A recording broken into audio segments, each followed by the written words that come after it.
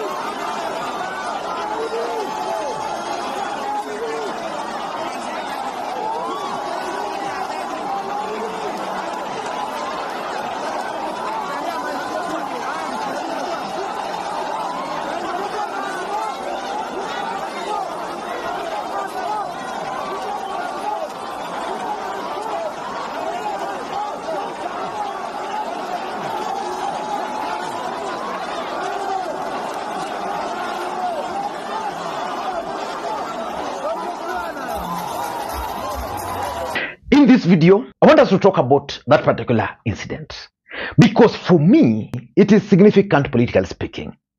I want you to watch the crowd there clearly. There's a message they were sending out.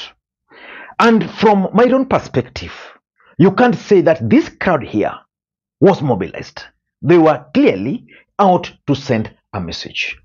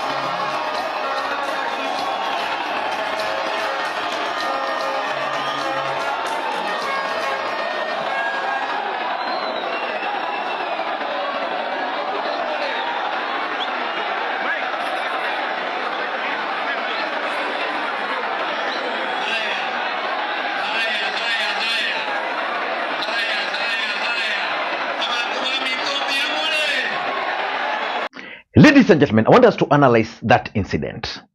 Before we do that, for those who are watching this channel for the first time, please take a second or two, click that subscribe button so that next time we produce a video like this, YouTube will automatically notify you. And to the subscribers, I want to continue thanking you guys for your continued support. Because without that support, this channel cannot be where it is. Ladies and gentlemen, there is a time I did a video on this platform about Ruto Must Go. And in that video, I explained that that narrative of Ruto Must Go will actually send William Ruto home because of several reasons. And one of the reasons I explained was that it can easily spread. Because for the opposition to defeat Ruto, they need a rallying call. It's easier to rally Kenyans around that Ruto must go. And I also opined at that time that Ruto must go can be easily sustained because you don't need anything. And if it is Ruto must go, tell me how you want me to go. What? You know, I mean, let's be honest with ourselves. What do you mean? What do you mean by Ruto must go? How do I go? Because we have a constitution in place, dear people. But let us not get into that for now. Let us focus on why the residents of Kisii decided to start singing Ruto must go when the member of parliament rose to speak. As a matter of fact, in an ideal situation, he ought to have been the master of ceremony at this event. The residents could not hear anything from him. Fred Matiang'i even tried to appeal to the residents to allow him to speak. That did not work. What message do you think they were trying to send out? For me, number one, the Kisiis are sending a very strong message to William Ruto and his allies from the region. And the message is simple. In this particular part of the country, our candidate, our presidential candidate, is going to be one Fred Matiang'i. And therefore, anybody who will try to come to this region with UDA party will see fire. And for those who follow this channel very closely, at one point I also explained how the entry of Fred Matiang'i into the 2027 presidential elections will affect Raila and will affect Ruto. It is now clear that ODM is already dead in Kisii. I can assure you. Even Simba Arati will not contest on ODM party. I can assure you, UDA is already buried. Anybody who will try to contest on UDA in Kisii should start digging his political grave. That's a message I'm sending to anybody coming from Kisii and who is planning to contest or to defend his seat on UDA party. So the message is simple. UDA nowhere. Number two, it's all about the Fred Matiang'i factor in Kisii politics. Kisii County voted for Raila Odinga in the last election. Some of them voted for William Ruto. If you go back to the history, they've always voted. Raila won, but even Uhuru got some good votes there. But this time around, the entry of Fred Matiang'i has united the entire Gusii region. And that's the message they were sending. And I can assure you, and take this to the bank, Matiang'i is going to sweep Kisii clean. The factor is very strong. And sometimes I look at Simba Arati and I sympathize with Simba Arati. Why?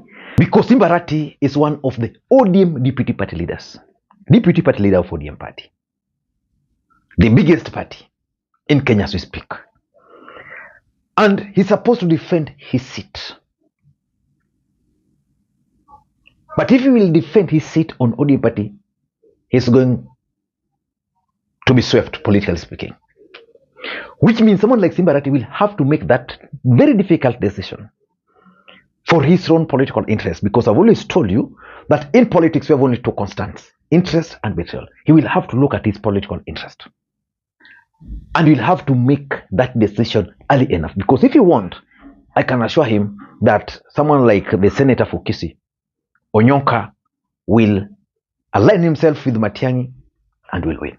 So Matiangi factor in Kisii is very strong. And I can clearly see someone like Kibagendi, those ODM elected MPs from Kisii, most of them have already switched camp to Matiangi. So that's number 2. Number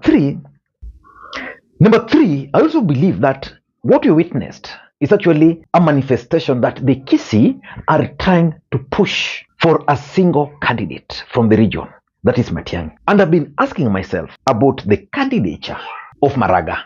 Where is the entry of Matiangi into the 2027 presidential elections placing Maraga? And is Maraga a project, or is he just running as Maraga? I don't know. Maybe you could help me answer that. And lastly, from the tone and from the speeches down there, it is clear, and I can tell you it is clear, that the Ruto Must Go songs there we witnessed are actually an expression of anger.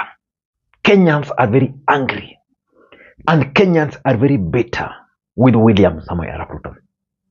Sometimes I sit back and wonder whether William Ruto is actually living in Kenya, whether William Ruto really understands the kind of anger Kenyans have towards him. I don't know what to think, but for me, the song Ruto Must Go in Kisii today is a strong statement, politically speaking. Until next time, this is Makwiny. Bye-bye.